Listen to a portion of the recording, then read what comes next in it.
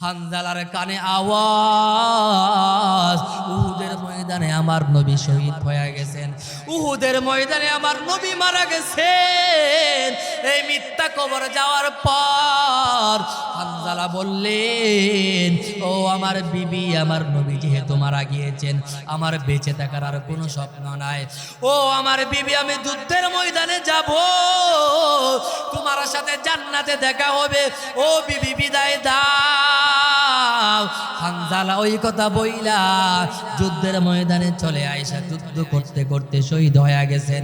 ইয়া রাসূলুল্লাহ, হানজালা নাফাক অবস্থায় আছে, হানজালার গোসলের ব্যবস্থা করেন।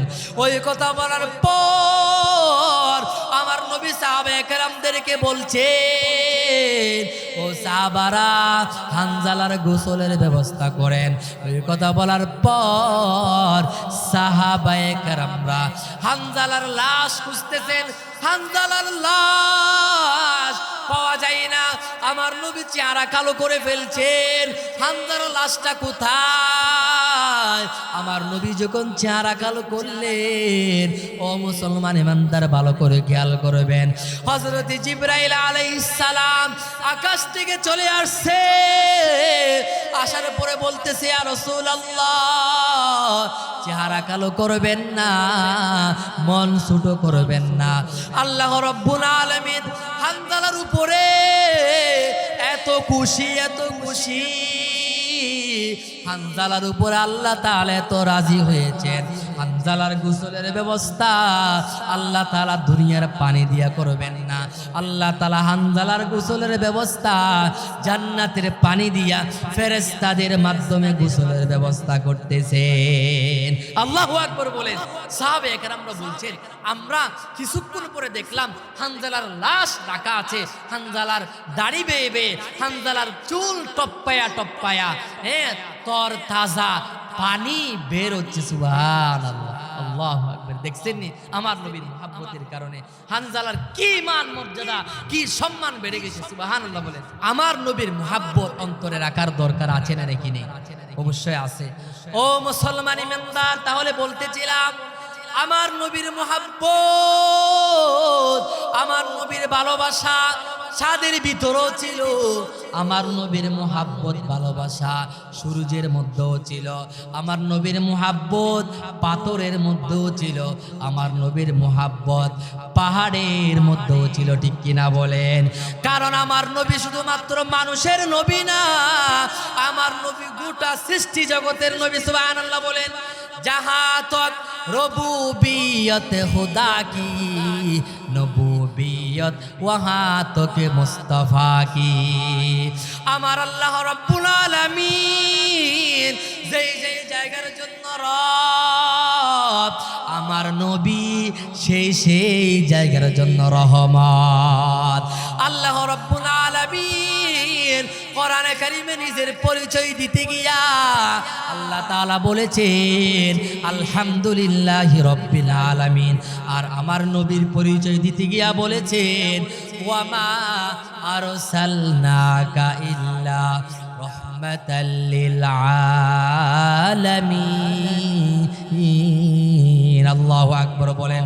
ও নবী উম্মে রহমত लक़ब पाने वाला, वो नबियों में रहमत लक़ब पाने वाला, मुरादे गरीबों की बरलाने वाला, मुसीबत में गैरों के काम आने वाला, वो अपने पराये का गम काने वाला, फकीरों का मलजा ज़ईफ़ों का मावा, यतीमों का वाली गुलामों का मौला, उतर कर हिरा से सुये कौम आया, और एक नस्खाए के मियाँ सातो लाया। अल्लाहु আকবার বলেন। ও মুসলমান ইমানদার, আল্লাহর নবী আখির জামানার পয়গম্বর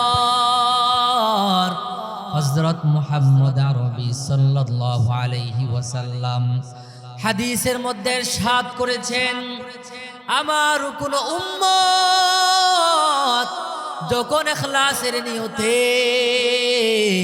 হৃদয় থেকে ভক্তি সহকারে একবার যদি আলহামদুলিল্লাহ উচ্চারণ করে, ও একবার আলহামদুলিল্লাহ উচ্চারণ করার কারণে কাল কিয়ামতের ময়দানে যেই দিন মা তার সন্তানের পরিচয় দেবে না রে বান্দা,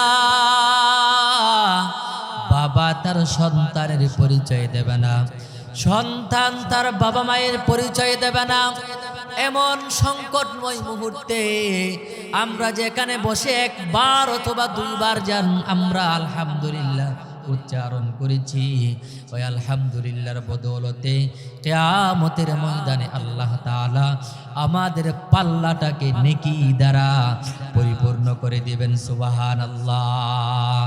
সুহবতে সালেহ তুরা সালেহ কুনাত, সুহবতে তালেহ তুরা তালেহ কুনাত, এক জমানা সোহবতে বা আউলিয়া বেহতর আজ সদ সালে তাআত বেরিয়া। ও মুসলমান ইমানদার, এই মাহফিলে বসে একবার যে আমরা আলহামদুলিল্লাহ উচ্চারণ করেছি, ওই আলহামদুলিল্লাহ কি দুনিয়ার কাউকে রাজি খুশি করার জন্য বলেছি নাকি রে ভাই? না না না না, দুনিয়ার কাউকে রাজি খুশি করার জন্য বলি নাই, একমাত্র কাকে রাজি খুশি করার জন্য বলেছি? আওয়াজ দিয়ে বলেন। আল্লাহ রাব্বুল আলামিনকে। আল্লাহর নবী বলেছেন, আমার কোন উম্মত যখন ইখলাসের নিয়তে হৃদয় থেকে ভক্তি সহকারে অল্প যদি আমল করে, ওই অল্প আমলগুলারে কিয়ামতের ময়দানে আমি আল্লাহ তাআলা নাজাতের জরিয়া বানিয়ে দিব। সুবহানাল্লাহ। এজন্য আমল ছোট হোক আর বড় হোক, সবগুলা আমল কাকে রাজি খুশি করার জন্য করা লাগবে? আল্লাহ রাব্বুল আলামিনকে। এজন্য এই যে মাহফিলে আসলাম আমরা, হতে পারে এই মাহফিলের বসাটা শোনাটা কিয়ামতের ময়দানে আল্লাহ রাব্বুল আলামিন নাজাতের জরিয়া বানাতে পারেন কি পারেন না? অবশ্যই পারেন। এজন্য ইখলাসের নিয়তে বসে আমরা শেষ পর্যন্ত আলোচনা শুনবো তো ইনশাআল্লাহ। আল্লাহ তাআলা তৌফিক দান করুক, আমিন বলেন। আজকে আমি আপনাদের সামনে আলোচনা করার নিয়ত করেছি হুব্বে রাসূল রাসূলুল্লাহ সাল্লাল্লাহু আলাইহি ওয়াসাল্লামের মুহাব্বত এবং মুজিজা সম্পর্কে। আল্লাহ তাআলা নির্ধারিত বিষয়ের উপরে আলোকপাত করার তৌফিক দান করুন, আমিন বলেন। রাসূলুল্লাহ সাল্লাল্লাহু আলাইহি ওয়াসাল্লামের মুহাব্বত আমাদের প্রত্যেকের অন্তরের ভিতরে আছে না নাকি নেই? আছে। আমরা সবাই দাবি করি আমাদের ভিতরে রাসূলুল্লাহর মুহাব্বত আছে, তবে সবার ভিতরে কিন্তু নবীর মুহাব্বত এক না। সবার ভিতরে কিন্তু নবীর মুহাব্বত কিনা এক না। যদি সবার ভিতরে নবীর মুহাব্বত যদি এক হতো, তাহলে আমার বাংলাদেশে কাফের মুশরিক নাস্তিকরা রাম বামরা যখন আমার নবীর ইজ্জত নিয়া, আমার নবীর নিয়ে যখন কটূক্তি করে, আমার নবীর নামে যখন ব্যঙ্গাত্মক আচরণ করে, আমার নবীর যখন গালি দেয়, তখন অনেক আশিক রাসূলরা বাড়ির মধ্যে বসে থাকে, ঠিক কিনা বলেন? আপনারা চট্টগ্রামে দেখবেন জশ্নে জুলুস হইলে লক্ষ লক্ষ মানুষ রাস্তার মধ্যে নেমে আসে, কিন্তু আল্লাহর নবীকে যখন গালি দেওয়া হয়, আল্লাহর নবীর বিরুদ্ধে যখন কটূক্তি করা হয়, তখন প্রতিবাদ করার জন্য তারা আর রাস্তায় নামতে রাজি নাই। এরা নবীর মুহাব্বতের দাবিদার, কিন্তু নবীর প্রকৃতপক্ষে তারা আশিক রাসূল না, তারা আশিক রাসূল নামে ভণ্ড, ঠিক কিনা বলে? আমরা বলতে চাই, কাটে আশিক যদি হন আপনি, আমার আপনার কথা হতে হবে, আমার গালি দিবা আমি সহ্য করতে পারবো, আমার মা বাবার গালি দিবা হয়তো আমরা সহ্য করতে পারবো, কিন্তু আমার নবী, প্রিয় নবী মুহাম্মদুর রাসূলুল্লাহ তার নিয়ে যদি কটূক্তি করা হয়, ব্যঙ্গাত্মক আচরণ করা হয়, আমার কোরআনের বিরুদ্ধে, আমার ইসলামের বিরুদ্ধে যখন কটূক্তি করা হয়, তখন আমরা সেটা কখনো বরদাস্ত করতে পারবো না। ঠিক কিনা বলেন? এজন্য বলতে চাই, সাবধান হয়ে যান। অন্তর্বর্তীকালীন সরকারকে আমরা উদারত আহ্বান জানাই, আপনারা হয়তো কয়েকদিন পরে, কিছুদিন পরে আপনারা নির্বাচিত সরকারের হাতে ক্ষমতা হস্তান্তর করে চলে যাবেন, কিন্তু চলে যাওয়ার আগে এমন একটা আইন করে যান, যারা ইসলামের বিরুদ্ধে, কোরআনের বিরুদ্ধে, আমার নবীর গালি দিবে, তাদের বিরুদ্ধে দৃষ্টান্তমূলক একটা শাস্তির ব্যবস্থা করে যান। বাংলার জনগণ আপনাদেরকে সারা জীবন মনে রাখবে। ঠিক কিনা বলে? তাহলে আসুন, আমি বলতে চাচ্ছিলাম, রাসূলুল্লাহর মুহাব্বত আমাদের প্রত্যেকের ভিতরে এরকম নেই, সমান ভালোবাসা নেই, কারো ভিতরে বেশি, কারো ভিতরে কম, এরকম। ঠিক কিনা বলেন? যেমন উদাহরণ দিলে বুঝবেন, এই যে টাকা কিন্তু প্রত্যেকের পকেটে থাকে, তাই না? টাকা কিন্তু প্রত্যেকের পকেটে থাকে। কারো পকেটে 2 টাকা, কারো পকেটে 200 টাকা, আবার কারো পকেটে 2000 টাকা, আবার কারো পকেটে 20,000 টাকা, কারো পকেটে 2 লক্ষ টাকা, কারো পকেটে 2 কোটি টাকা। ঠিক কিনা বলি? সেরকম ভাবে নবীর মুহাব্বত, নবীর ভালোবাসাও সবার ভিতরে আছে, তবে তারতম্য আছে, কম বেশ আছে। ঠিক কিনা বলেন? আল্লাহর নবী, আল্লাহর নবীকে কিভাবে ভালোবাসতে হবে, কিভাবে মুহাব্বত করা লাগবে, এটার একটা মাপকাঠি, এটার একটা রোড ম্যাপ আল্লাহ রাব্বুল আলামিন কোরআনের ভিতরে জানিয়ে দিয়েছেন। আল্লাহ রাব্বুল আলামিন কোরআনে কারীমে বলেছেন, কুল ইন কানা আবাউকুম ওয়া আবনাউকুম ওয়া ইখওয়ানুকুম ওয়া আজওয়াজুকুম ওয়া আশীরাতুকুম ওয়া আমওয়ালুন ইqtaraftumuha ওয়া তিজারাতুন তাখশাউনা কাসাদাহা ওয়া মাসাকিনু তারদাউনাহা আহাব্বা ইলাইকুম মিনাল্লাহি ওয়া রাসূলিহি ওয়া জিহাদিন ফি সাবিলি। ও মুসলমান ইমানদার, আল্লাহ রাব্বুল আলামিন কোরআনে কারীমের ভিতরে ইরশাদ করেছেন, ও দুনিয়ার মানুষরা ভালো করে শোনো, তোমার পিতামাতা,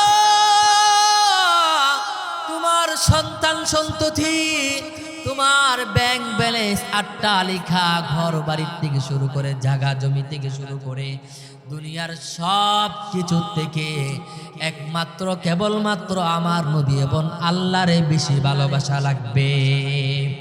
আল্লাহ রাব্বুল আলামিন বলছেন, আল্লাহর নবী এবং আমাকে যদি তোমরা দুনিয়ার সব কিছু থেকে যদি ভালোবাসতে না পারো, মুহাব্বত যদি করতে না পারো, তাহলে আমার আল্লাহর আযাবের জন্য তোমরা অপেক্ষা করো। নাউযুবিল্লাহ বলেন।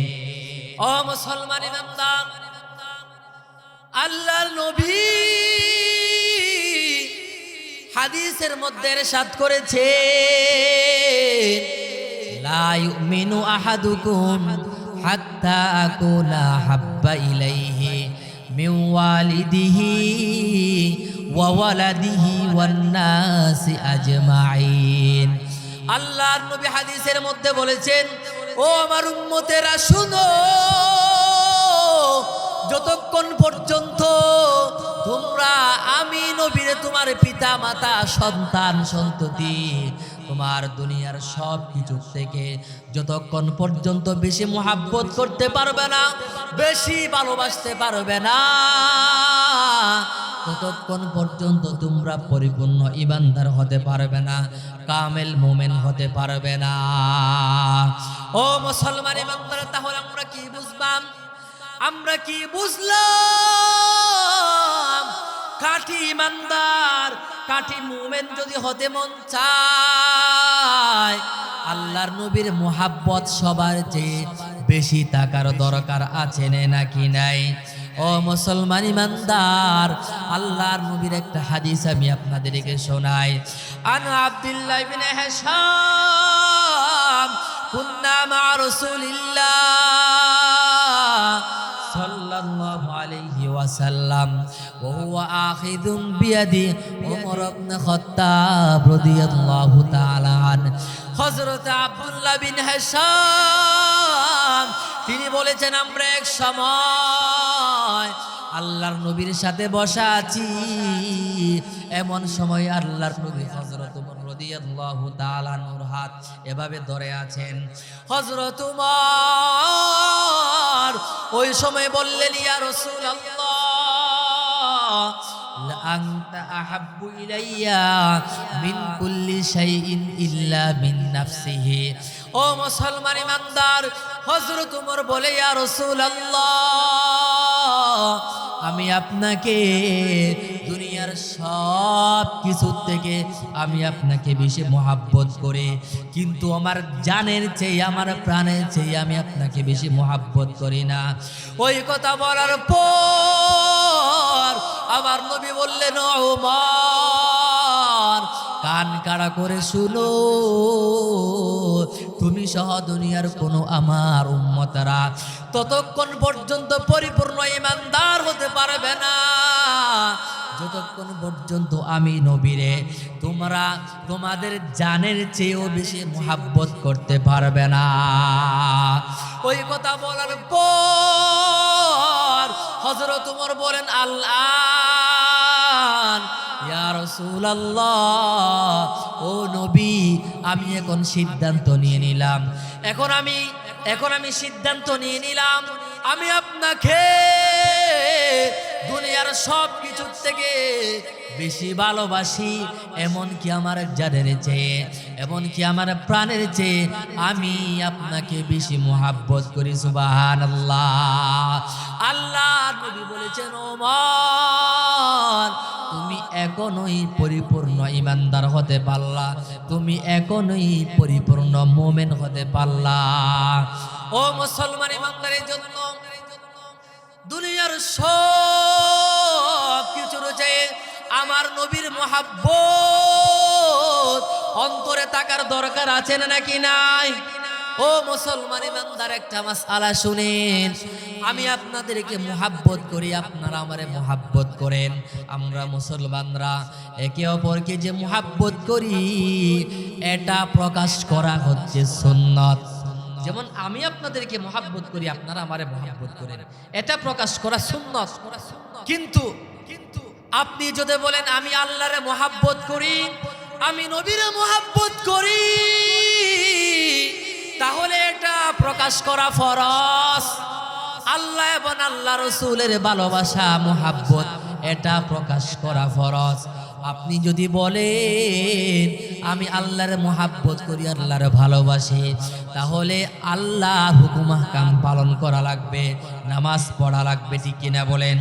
ও মুসলমান ইমানদার, নামাজ পড়া ছাড়া যদি বলেন আমি আল্লাহর মুহাব্বত করি, তাহলে এটা মুহাব্বত না, এটা বন্ডামি ছাড়া আর কিছু না। ও মুসলমান ইমানদার, আপনি যদি বলেন আমি নবীরে মুহাব্বত করি, আমি নবীরে ভালোবাসি, আমার কলিজা দিয়া, আমার জান দিয়া, আমার প্রাণ দিয়া আমি আমার নবীরে মুহাব্বত করি, ভালোবাসি, আপনি যদি এই কথা বলেন তাহলে আল্লাহর নবীর সুন্নত আপনার মানা লাগবে। আল্লাহর নবী যেভাবে চলেছে এভাবে চলা লাগবে, আল্লাহর নবী যেভাবে চলতে বলেছেন এভাবে চলা লাগবে, ঠিক কিনা বলেন?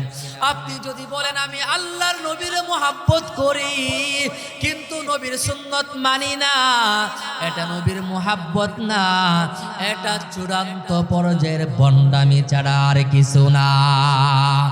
ও মুসলমান ইমানদার, ভালো করে বুঝবেন, হযরতে খাজা আজিজুল হাসান মুজুজুব রহমাতুল্লাহি আলাইহি তিনি বলছেন, কিয়ামতের ময়দানে আল্লাহ রাব্বুল আলামিন যখন আমারে জিজ্ঞেস করবে, হে হাজা আজিজুল হাসান, আমি আল্লাহ রাব্বুল আলামিন তোমাকে দুনিয়ার মধ্যে পাঠাইলাম, তুমি এমন কি কাজ করেছো, কি আমল করেছো? এই কথা যখন আল্লাহ তাআলা কিয়ামতের ময়দানে বলবেন, তখন আমি আল্লাহ তাআলার কাছে বলবো, তেরে মাহবুব কি ইয়া রব शबाहत लेके आया हूँ, हकीकत तो इसको कर दे, मैं सूरत लेके आया हूँ।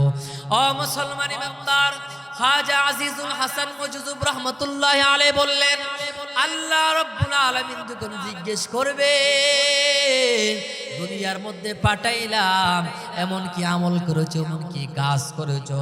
তখন আমি বলবো, আল্লাহ তেমন কোনো ভালো আমল আমি করতে পারি নাই, তেমন কোনো নেকির কাজ আমি করতে পারি নাই, কিন্তু আমি আপনার নবী যেভাবে চলেছেন, আপনার নবী যেভাবে দাড়ি রেখেছেন, আমি সেভাবে দাড়ি রেখেছি। আপনার নবী যেভাবে টুপি পরেছেন, আমি টুপি রেখেছি। আপনার নবী যেভাবে পাঞ্জাবি পরিধান করেছেন, জুব্বা পরিধান করেছেন, আমিও জুব্বা পরিধান করেছি।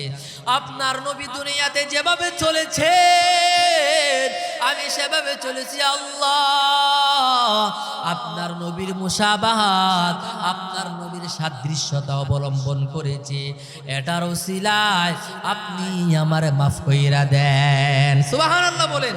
ও মুসলমান ইমানদের জন্য বলতে চাই, আল্লাহর নবীরে ভালোবাসলে আল্লাহর নবীর মুহাব্বত প্রকাশ করা লাগবে।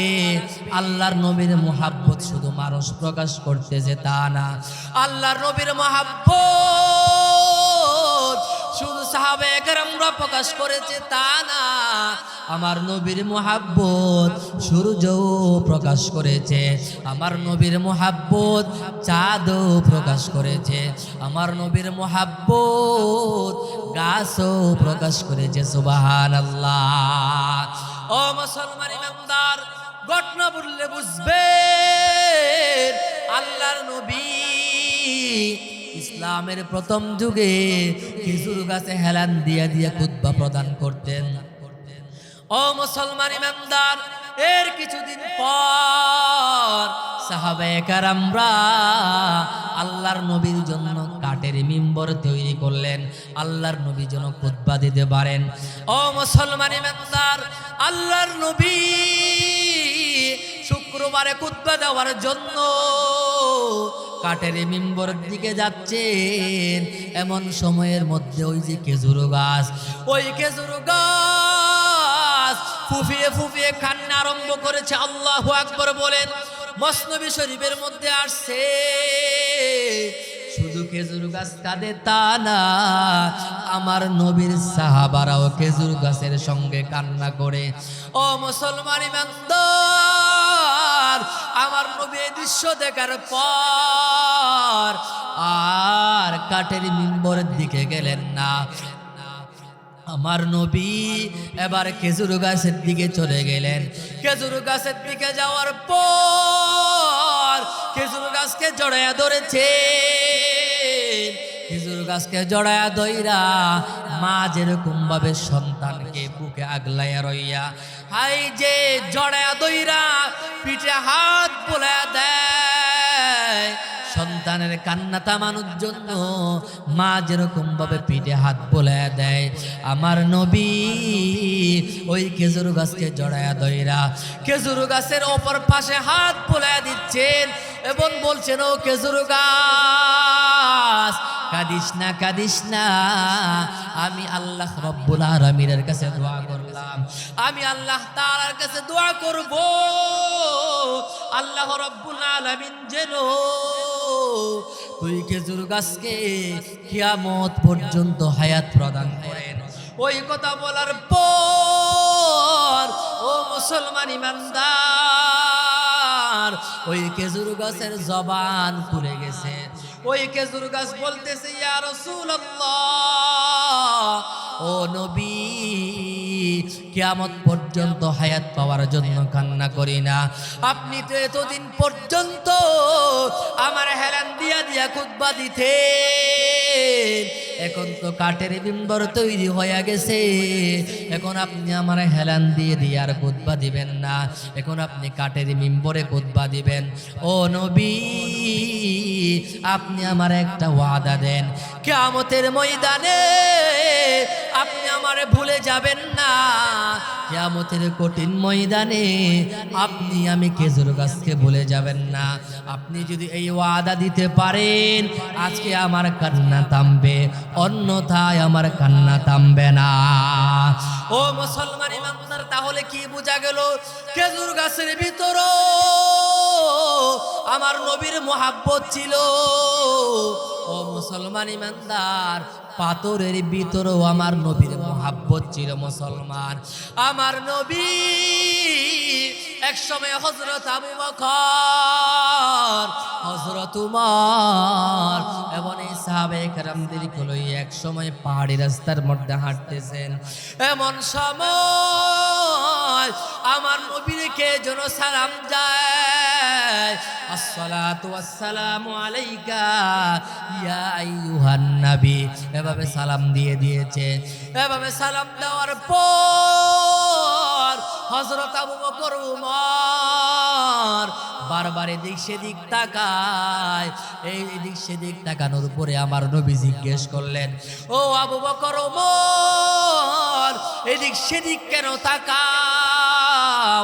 ওই কথা বলার পর ও আমার নবী বললেন, ও আমার সাহাবারা, ভালো করে শুনো, হাদা হাজার, হাদা হাজার ইয়ারিফুনি ওয়া আরিফুহু, ইউসাল্লিমু আলাইয়া ওয়া উসাল্লিমুহু। আল্লাহর নবী বলছেন, ও সাহাবারা, তোমরা এদিক সেদিক কেন তাকাও? সাহাবায়ে কেরামরা বললেন, ইয়া রাসূলুল্লাহ, এখানে তো আমরা ছাড়া আর কেউ নাই, আপনারে কে সালাম দিয়েছে এটা আমরা জানতে চাই। ওই কথা বলার পর আমার নবী বলছে, হাদা হাজার ইয়ারিফুনি ওয়া আরিফুহু, ইউসাল্লিমু আলাইয়া ওয়া উসাল্লিমুহু। আমার নবী বলছেন, ও সাহাবারা শুনো, সেটা হচ্ছে একটা পাথর। ওই পাথর আমি নবীরে চিনি, আমি নবীও ওই পাথরকে চিনি। ওই সালাম দেয়, আমি ওই পাথরের সালামের জবাব দিই। আল্লাহু আকবার বলেন। ও মুসলমান ইমানদার, পাথর হয়ে আমার নবীরে সালাম দেয়, পাথর হয়ে আমার নবীরে মুহাব্বত করে।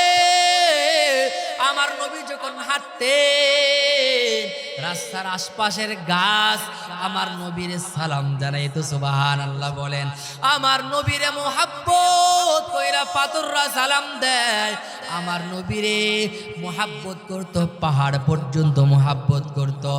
আমার নবী এক সময় এই যে যুদ্ধের ময়দান থেকে আসতেছে, এমন সময় হযরত জিবরাইল আল্লাহর নবীর কাছে চলে আসছেন।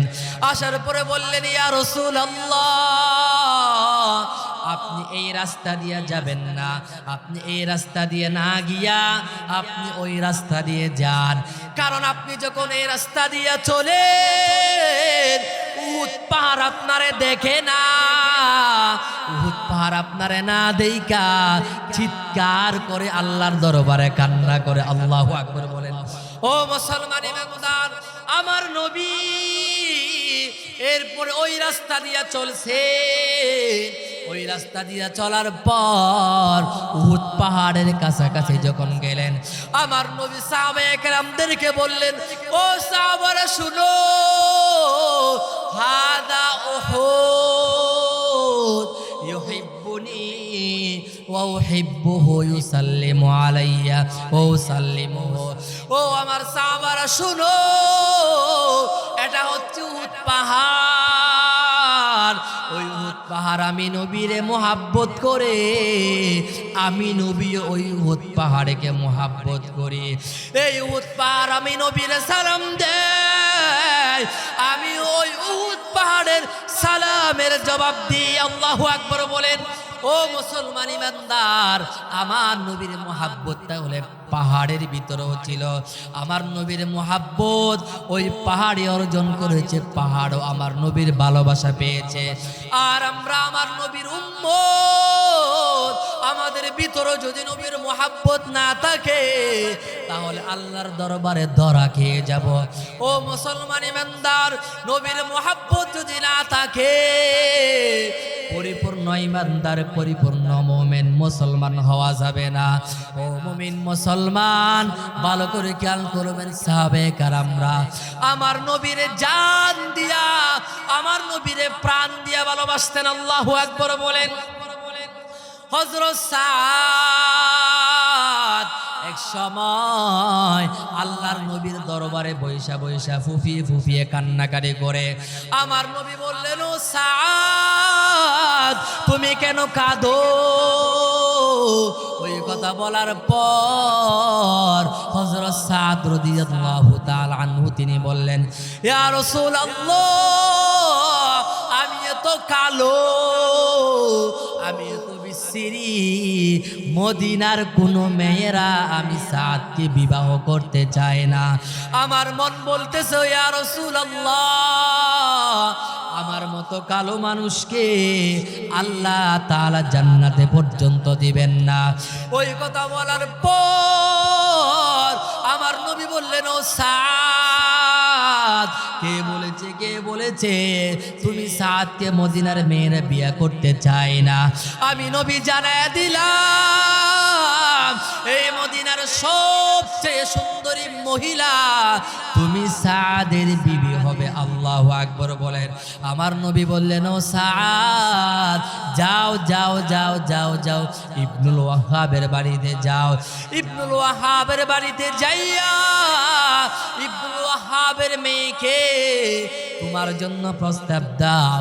ওই কথা বলার পর হযরত সাদ রাদিয়াল্লাহু তাআলা আনহু অবাক হয়ে গেলেন। হযরত সাদ রাদিয়াল্লাহু তাআলা আনহু অবাক হয়ে বললেন, ইয়া রাসূলুল্লাহ, এমনিতে সাধারণ মেয়ের আমি সাদকে বিয়ে করতে চাই না।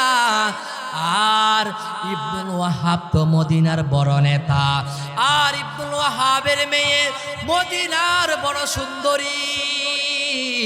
ওই ইবনুল ওয়াহাবের মেয়ে তো আমার অবশ্যই বিয়ে করতে চাইবে না। আল্লাহর নবী যখন ওই কথা বললেন, ও মুসলমান ইমানদার, ভালো করে খেয়াল করবেন, আমার নবী যখন ওই কথা বললেন, আল্লাহর নবী বলছেন, ও সাদ, যাও যাও, আমি বলেছি তাড়াতাড়ি যাও।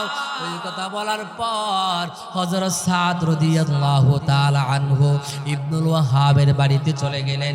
ইবনুল ওয়াহাবের বাড়িতে যাওয়ার পর বলতেছেন, ও ইবনুল ওয়াহাব, আল্লাহর নবী আমাকে পাঠিয়েছেন, আপনার মেয়েকে আমার জন্য আল্লাহর নবী প্রস্তাব দিয়েছেন। ওই কথা বলার পর ওই ইবনুল ওয়াহাব বলে, ও সাদ, মুখ সামলায়া কথা বল, তোর মতো কালো, তোর মতো বিশ্রী মানুষের কাছে আমি আমার মেয়ের কুশিন কালো বিয়া দিবার জন্য রাজি হতে পারবো না। ও সাদ, তাড়াতাড়ি যাও যাও, দূর হয়ে যাও, তোমার মতো বিশ্রী মানুষের কাছে আমি আমার মেয়েকে বিয়া দেব না। ওই কথা বলার পর হযরত সাদ রাদিয়াল্লাহু তাআলা আনহু তিনি অবাক হয়ে গেলেন। হযরত সাদ কান্না করে, হযরত সাদ কেঁদে কেঁদে হাঁটি হাঁটি পা পা করে চলে আসতেছেন। এমন সময় ঘরের ভিতর থেকে হযরত ওই ইবনুল ওয়াহাবের মেয়ে আওয়াজ দেয়। ইবনুল ওয়াহাবের মেয়ে বলে, ও সাদ, যাইও না, যাইও না, দাঁড়াও। ওই ইবনুল ওয়াহাবের মেয়ে বাবার কাছে আয়েশা বলতেছে, ও আমার বাবা, ওই ইবনুল ওয়াহাবকে কে পাঠিয়েছেন আপনি জানেন নাকি? সে বলতেছেন, হ্যাঁ হ্যাঁ আমি জানি, ওই ইবনুল ওয়াহাব ওই সাদকে তো মুহাম্মদ পাঠিয়েছে। ওই কথা বলার পর মেয়ে বলতেছে, ও আমার আব্বা, ওই মুহাম্মাদুর রাসূলুল্লাহ সম্পর্কে আমার বক্তব্য কি জানেননি? ওই মুহাম্মাদুর রাসূলুল্লাহ যেহেতু পাঠিয়েছে, আমি কালো না দলা, সুন্দর না অসুন্দর, বিশ্রী না সুশ্রী, এটা দেখার টাইম নাই। আমি সাদকে বিবাহ করার জন্য প্রস্তুত। সুবহানাল্লাহ। ও মুসলমান ইমানদার, সংক্ষেপে বলতেছি, আমার নবী হযরত সাদকে 400 দিরহাম দিলেন। আমার নবী হযরত সাদকে 400 দিরহাম দেওয়ার পরে বললেন, ও সাদ, 200 দিরহাম বিবির মহরানা দিবা, আর 200 দিরহাম দিয়া তোমার বিবির জন্য প্রয়োজনীয় জিনিসপত্র ক্রয় করবা, কিনবা। ওই কথা বলার পর আমার নবী যুদ্ধের ময়দানে চলে গেছে। ও মুসলমান ইমানদার, এদিকে হযরত সাদ রাদিয়াল্লাহু তাআলা আনহু একদিন বাজার করতে গেছেন। বাজার করতে যাওয়ার পর বিবাহের সব বাজার কিনা শেষ, বিবাহের সব বাজার ক্রয় করা শেষ।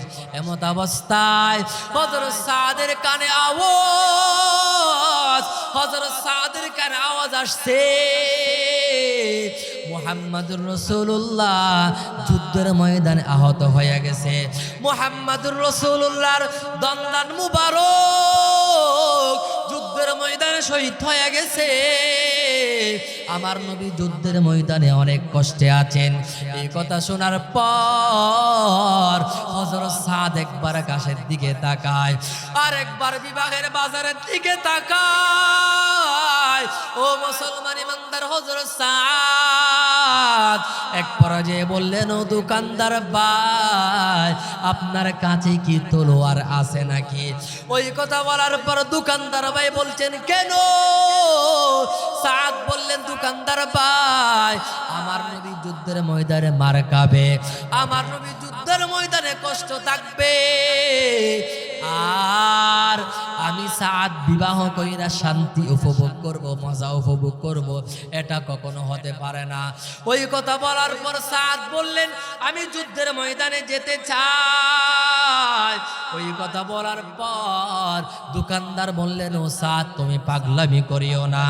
ওই ইবনুল ওয়াহাব মদিনার বড় নেতা, আর ইবনুল ওয়াহাবের মেয়ে মদিনার বড় সুন্দরী। ওই ইবনুল ওয়াহাবের মেয়েকে যদি বিবাহ না করো তোমার লস হয়ে যাবে। ওই কথা বলার পর ইবনুল সাদ রাদিয়াল্লাহু তাআলা আনহু বললেন, না না না না, আমার নবী যুদ্ধের ময়দানে মার খাবে, আর আমি এখানে মজা উপভোগ করব, তা হতে পারে না। হযরত সাদ রাদিয়াল্লাহু তাআলা আনহু বিবাহের বাজার সবগুলো তিনি ফেরত দিয়ে দিলেন। বিবাহের বাজার ফেরত দেওয়ার পর একটা তলোয়ার নিলেন, আর একটা ঘোড়া ক্রয় করলেন, আর একটা কালা কাপড় নিলেন, আর একটা কালো কাপড় লইয়া হযরত সাদ মুখের মধ্যে বেঁধে ফেললেন। হযরত সাদ মনে মনে বলতেছে, আমার নবী যুদ্ধের ময়দানে যদি আমারে দেখে কষ্ট পেতে পারে, কারণ আমার নবী আমার তো বিবাহ করতে পাঠিয়েছেন, আর আমারও যদি যুদ্ধের ময়দানে দেখে নবীজি কষ্ট পাবেন, এই জন্য আমি চেহারা বেঁধে নিলাম। ও মুসলমান ইমানদার, হযরত সাদ যুদ্ধের ময়দানে রওনা করলেন। তেজস্বীভাবে হযরত সাদ রাদিয়াল্লাহু তাআলা আনহু যুদ্ধের ময়দানে যুদ্ধ করতেছেন। যুদ্ধ করতে করতে ও মুসলমান, কিতাবের মধ্যে আসছে হযরত সাদের প্রতিটা লুম থেকে যেন আগুনের অগ্নিশিখা বের হচ্ছে। আল্লাহু আকবার বলেন। কাফেরদের বিরুদ্ধে বীরত্বের সাথে অগ্নিশর্মা হইয়া হযরত সাদ রাদিয়াল্লাহু তাআলা আনহু তিনি যুদ্ধ করতেছেন। এক পর্যায়ে বেঈমানের একটা তীরের আঘাত হযরত সাদের বুকে চলে আসছে। ও মুসলমান ইমানদার, হযরত সাদ ঘোড়ার উপর থেকে পইড়া গেছে, মাটিতে পইড়া গড়াগড়ি গাইতে গাইতে হযরত সাদের মুখের কাপড় সইরা গেছে। আল্লাহর নবীর নূরানি চেহারা হযরত সাদের চেহারার উপরে পড়ে গেছে। আল্লাহর নবী দৌড়াইয়া চলে আসছেন, হযরত সাদকে কুলে লইয়া হযরত সাদের মাথা নবীজির রানের উপরে রাখলেন। রাখার পর আল্লাহর নবী বলছেন, ও সাদ, সাদ, আমি তো তোমারে বিবাহ করার জন্য পাঠিয়েছিলাম, তুমি কেন যুদ্ধের ময়দানে চলে আসছো? ওই কথা বলার পর হযরত সাদ রাদিয়াল্লাহু তাআলা আনহু তিনি বললেন, ইয়া রাসূলুল্লাহ, আপনি যুদ্ধের ময়দানে মার খাবেন আর আমি বিবাহ কইরা মজা উপভোগ করব, তা কখনো হতে পারে না। ইয়া রাসূলুল্লাহ, এই জন্য আমি যুদ্ধের ময়দানে চলে আসলাম। এই কথা বলতে বলতে হযরত সাদ রাদিয়াল্লাহু তাআলা আনহু তিনি ইন্তেকাল করলেন। হযরত সাদ শহীদ হয়ে গেছে। ও মুসলমান ইমানদার, হযরত সাদ শহীদ হয়ে যাওয়ার পর আমার নবী কান্না শুরু করলেন। আমার নবী কাঁদে, আমার নবী কান্না করতে করতে চক্ষু ভিজায়া ফেললেন। এক পর্যায়ে আমার নবী হেসে দিলেন। আল্লাহু আকবার বলেন। ও মুসলমান ইমানদার, আরেক পর্যায়ে আমার নবীর চেহারা একদিক থেকে আরেক দিকে ঘুরায় নিলেন। ও মুসলমান ইমানদার, সাহাবায়ে কেরামরা তো অবাক। সাহাবায়ে কেরামরা বলতেছে, ইয়া রাসূলুল্লাহ, আপনি কিছুক্ষণ কান্না করলেন, আবার হাসলেন, আবার চেহারা একদিক থেকে আরেক দিকে কেন ঘুরায় নিলেন? ওই কথা বলার পর হযরত, ও মুসলমান ইমানদার, আমার নবী বললেন, ও আমার সাহাবারা শোনো, ভালো করে খেয়াল করো, আমার সাদ মারা গিয়েছে, শহীদ হয়ে গেছে, এটা দেখার পরে আমি কান্নাকাটি করলাম। আমার সাদের বিরহ বেদনায়, আমার সাদের বিরহ বেতায় আমি কান্নাকাটি করলাম। আর আমার সাদ মারা যাওয়ার পর আমার সাদের রূহটা আল্লাহর ফেরেশতারা কার আগে কে জান্নাতের মধ্যে পৌঁছে দিবে, এটার মধ্যে প্রতিযোগিতা শুরু করে দিয়েছে। আমি নবী এই দৃশ্য দেখে হেসে দিলাম, সুবহানাল্লাহ। আর আমার সাদকে পাওয়ার জন্য জান্নাতের হুরেরা দৌড়ায়া দৌড়াইয়া চলে আসতেছেন, প্রতিযোগিতা শুরু করে দিয়েছে। এক পর্যায়ে জান্নাতে হুররা দৌড়াইতে দৌড়াইতে তাদের হাঁটুর উপর থেকে কাপড় উঠে গেছে। এই দৃশ্য দেখে আমি লজ্জায় চেহারা একদিক থেকে আরেক দিকে ঘোরাইয়া নিয়েছি। আল্লাহু আকবার বলেন। ও মুসলমান ইমানদার, দেখছেন আমার নবীর ভালোবাসার কারণে হযরত সাদের কি মর্যাদা বেড়ে গেছে, কি সম্মান বেড়ে গেছে। আল্লাহু আকবার বলেন। ও মুসলমান ইমানদার, এরপরে আমার নবী যুদ্ধের ময়দানে আবার শামিল হয়ে গেলেন। বেঈমানের দল আমার নবীর একা পাওয়ার পর তীর মারা শুরু করেছে। আমার নবী তীরের আঘাত সহ্য করতে না পাইরা আমার নবী গর্তের মধ্যে পড়ে গেছেন। আবু বকর, ওমর, উসমান, আলী তারা সবে চলে আসছেন। তারা চলে আসার পর আমার নবী বললেন, ও সাহাবারা, যাও যাও, তোমরা যুদ্ধ করো, আমার পাশে থাকার দরকার নাই, আমার সাহাবাদেরকে বাঁচাও। ওই কথা বলার পরও নবী, আমরা যাব না, আমরা যেতে পারবো না। ও নবী, আপনার কিছু হয়ে গেলে কিন্তু আমরা বাঁচবো না। ওই কথা বলার পর আমার নবী বললেন, যাও যাও। ওই কথা বলার পর সাহাবায়ে কেরামরা বাধ্য হইয়া চলে গেলেন। আবার বেঈমানের দল আমার নবীর একা পাইয়া আবার তীর মারা শুরু করে দিয়েছেন। এক পর্যায়ে হযরত তালহা রাদিয়াল্লাহু তাআলা আনহু আল্লাহর নবীর সামনে চলে আসছেন। আল্লাহর নবীর সামনে আইসা নবীর বলে, ইয়া রাসূলুল্লাহ, আমার শরীরে বিন্দু মাত্র রক্ত থাকতে আপনার শরীরের মধ্যে আর একটাও ফুলের টোকা পড়তে দেব না। ও নবী, আপনার শরীরে আর আঘাত আসতে দেব না, আপনার শরীরে আর তীরের আঘাত পড়তে দেব না। হযরত সাদ, হযরত তালহা রাদিয়াল্লাহু তাআলা আনহু, ও মুসলমান ইমানদার, যেদিক থেকে তীরের আঘাত আসে, হযরত তালহা সেদিকে নিজের বুকটা ঘোরায়া দেন। ও মুসলমান, কিতাবের মধ্যে আসছে হযরত তালহা রাদিয়াল্লাহু তাআলা সেই দিন আল্লাহর নবীর রক্ষা করতে গিয়া প্রায় 70 থেকে 72টা তীরের আঘাত হযরত সাদ সহ্য করেছেন। আল্লাহু আকবার বলেন। ও মুসলমান ইমানদার, ভালো করে বুঝবেন, আমার নবী যুদ্ধ শেষ হয়ে যাওয়ার পর সাহাবায়ে কেরামদেরকে বললেন, আমার সাহাবারা যারা যুদ্ধের ময়দানে শহীদ হয়ে গেছে তাদের কাফন দাফনের ব্যবস্থা করো।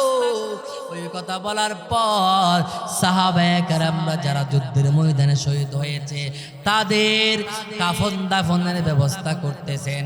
কারণ যুদ্ধের ময়দানে যারা মারা যায় তাদের গোসল দেওয়া হয় না।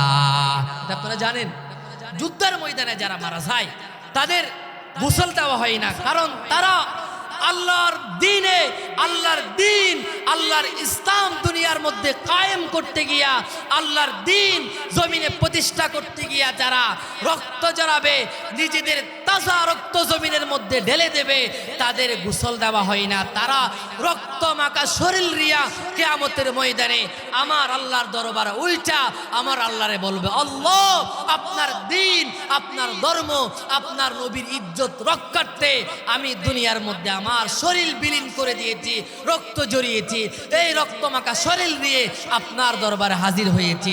আল্লাহ তাআলা শহীদের সব গুনাহ মাফ করে দিবেন। সুবহানাল্লাহ বলে।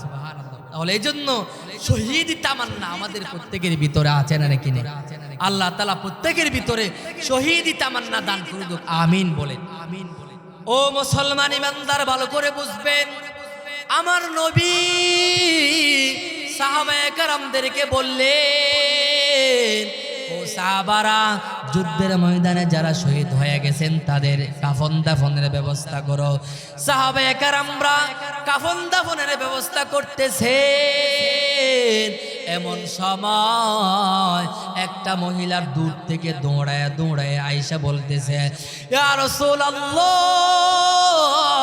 সবাইরে গোসল ছাড়া কাফন দাফন দিল, হানজালারে গোসল ছাড়া কাফন দাফন করবেন না। ওই কথা বলার পর আমার নবী বলছেন, ও মহিলা তুমি কে?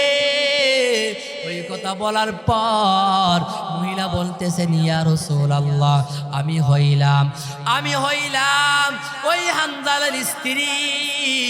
গত রাতে তার সাথে আমার বিবাহ হয়েছে, বাসর হয়েছে।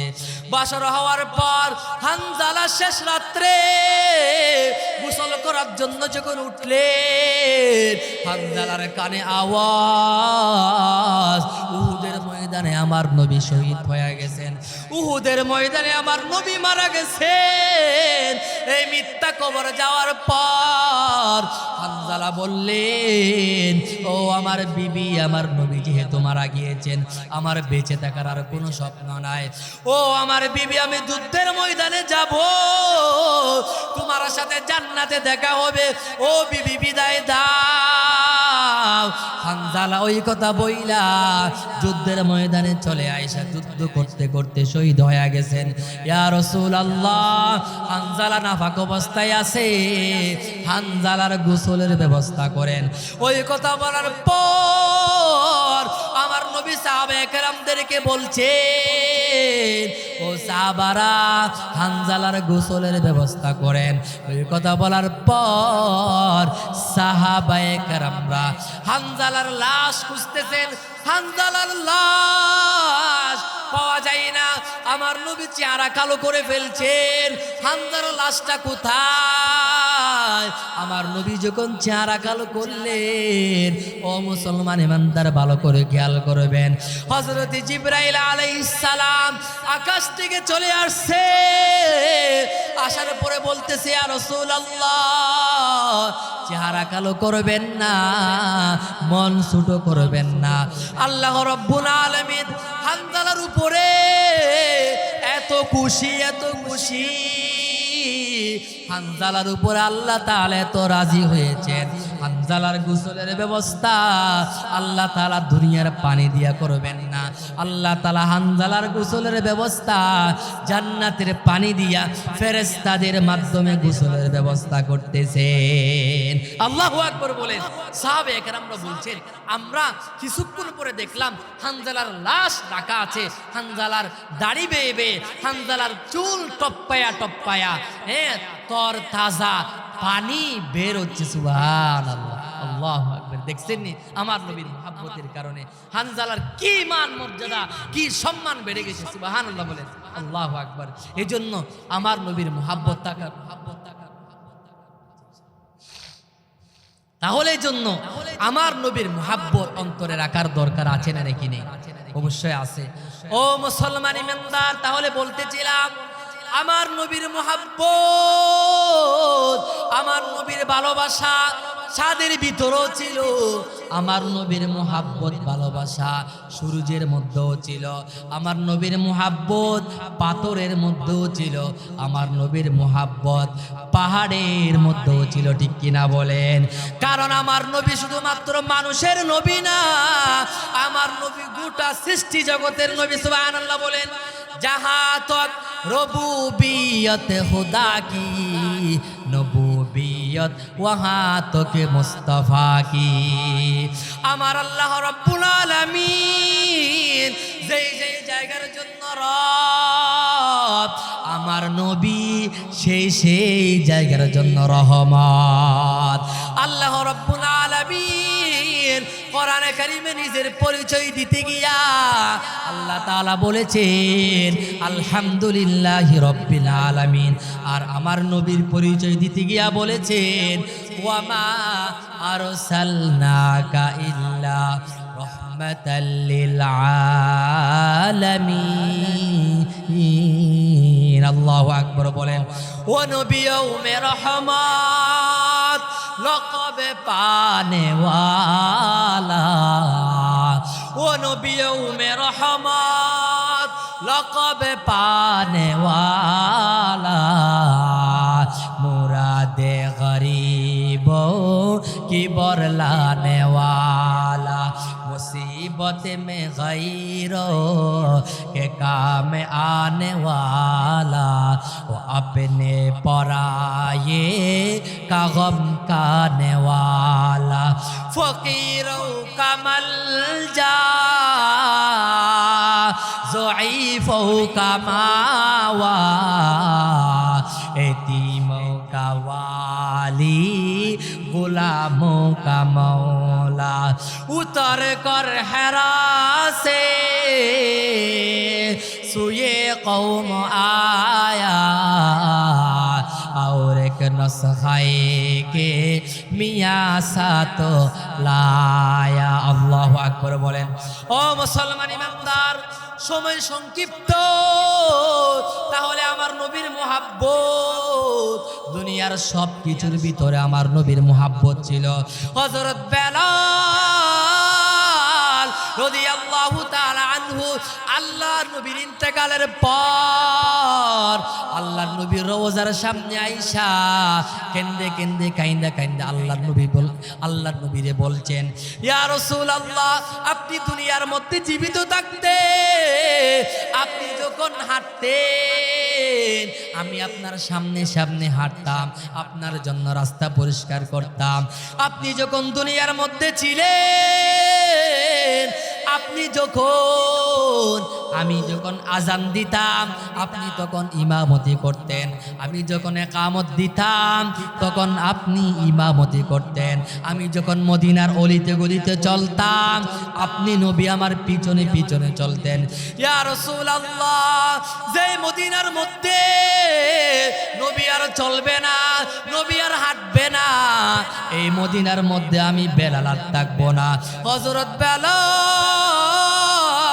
নিজের গাট্টি গুট্টা সব বাইন্দা অন্য দেশের মধ্যে চলে গেছেন।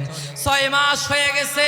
হযরত বেলাল 6 মাস পরে স্বপ্ন দেখে আল্লাহর নবী তার স্বপ্ন যুগে চলে আসছেন। আসার পরে বললেন, ও বেলাল, বেলাল, তোমার ভিতরে কি আমার জন্য কোনো মোহাব্বত নাই? ও বেলাল, কত মানুষ আমার রোজার সামনে আইসা সালাম দেয়, কত মানুষ আমি নবীরে সালাম দেয়, আমার আমার রোজার সামনে দাঁড়ায়। ও বেলাল, আজকে 6 মাস হয়ে গেছে, 6 মাস পর্যন্ত কেন তোমারে দেখতে পাই না, তোমারে কেন আমার রোজার সামনে পাই না? ও বেলাল, আসো আসো, আমার রোজার সামনে আসো। আল্লাহর নবীর এই স্বপ্ন দেখার পরে হযরত বেলাল রাদিয়াল্লাহু তাআলা আনহু ঘুম থেকে জাগ্রত হইয়া মদিনার পথে রওনা করলেন। মদিনার পথে রওনা করার পর মদিনার ছোট ছোট বাড়ি মক্কা মদিনায় যায়, আর হযরত বেলাল আমার নবীর মুহাব্বতে মদিনা ছেড়ে চলে যায়। তাহলে মুসলমান ইমানদারে খেয়াল করেন, আমার নবীর মুহাব্বত দুনিয়ার সব কিছুর ভিতরে ছিল, গাছের ভিতরে আমার নবীর মুহাব্বত ছিল। মুসলমান ইমানদার, আমার নবী যখন রাস্তা দিয়ে হাঁটতেন, রাস্তার গাছ আমার নবীরে সালাম দিয়ে দিত, সুবহানাল্লাহ বলেন। আর আমার নবী যখন হাঁটতেন, এই যে রাস্তা দিয়ে হাঁটতেন, ওই রাস্তা সুগন্ধিতে ভরে যাইত, সুবহানাল্লাহ বলেন। মোট কথায় আমার নবীর জন্য গোটা জগৎ পাগল ছিল। শুধু আমার নবী আসার পরে না, দুনিয়াতে আসার পরে না, দুনিয়াতে আসার আগো দুনিয়ার সব কিছু আমার নবীর জন্য পাগল ছিল। একবার আমার নবীর জন্মের পূর্বে, আমার নবীর জন্মের আগে তো তার পিতা মারা গেছে, তাই না? জানেন কি আপনারা? ও মুসলমান ইমানদার, মক্কার মেয়েরা একবার আব্দুল মুত্তালিব নবীজির দাদার কাছে এসে বলতেছেন, ও আব্দুল মুত্তালিব, তোমার ছেলে আব্দুল্লাহ তো মারা গেছে, তোমার ছেলে আব্দুল্লাহর বিবি আমেনা, তোমার ছেলে মারা যাওয়ার পরও কেন সুগন্ধি ব্যবহার করে, এত সুন্দর সুগন্ধি কেন ব্যবহার করে? স্বামী মারা যাওয়ার পর এভাবে সুন্দর করে চলা, এভাবে সুন্দর করে সুগন্ধি ব্যবহার করা, এটা তো ভালো না। ওই কথা বলার পর ও মুসলমান ইমানদার ভালো করে বুঝবেন, ও মুসলমান ইমানদার, আব্দুল মুত্তালিব আমেনাকে বললেন, ও আমেনা, ও আমেনা, ও আমার বৌমা, আমার ছেলে মারা গেছে, আমার ছেলে মারা যাওয়ার পর মক্কার মেয়েরা অভিযোগ করতেছে তুমি নাকি বেশি সুগন্ধি ব্যবহার করো, আমিও তো দেখতেছি এত সুগন্ধি কেন তুমি ব্যবহার করো। ওই কথা বলার পর ওই আমেনা বলছিল, আমার শ্বশুর আব্বা, আমি কি করতাম, আমার এই ছেলে, আমার এই সন্তান পেটে আসার পর আমারে আদম নবী সালাম দেয়, ইব্রাহিম নবী আয়েশা সালাম দেয়, মা হাওয়া আয়েশা সালাম জানায়, আমার কাছে হযরত মরিয়ম আয়েশা সালাম জানায়। আল্লাহু আকবার বলেন। ও মুসলমান ইমানদার, ও আমার শ্বশুর আব্বা, আমার এই সন্তান যখন আমার পেটে আসছে, সেদিন থেকে আমার শরীরে এত সুগন্ধি বের হয়েছে, এত সুগন্ধি বের হওয়া শুরু হয়েছে। ও নবী, ও আমার শ্বশুর আব্বা, আমার শরীর মেশক আম্বরের সুগন্ধিতে ভরে গেছে, সুবহানাল্লাহ। শুধু তাই না মুসলমান ইমানদার, আমরা বলছে ওই সন্তান দুনিয়ার মধ্যে আসার আগে পেটের মধ্যে যখন আসছেন, আমি যখন এই পাথরি জমি, মক্কার পাথরের জমির মধ্যে যখন হাঁটি, আমি যখন প্রতিটা পাথরে পাথরে যখন পা দিই, এই মক্কার পাথরি জমিগুলা ফুলার মতো আমার জন্য নরম হয়ে যায়। আর আমি যখন পানি আনতে যাই, কূপ থেকে বালতি দিয়া পানি উঠান লাগে না, কূপের পানি কূপের উপরে আমার জন্য চলে আসে।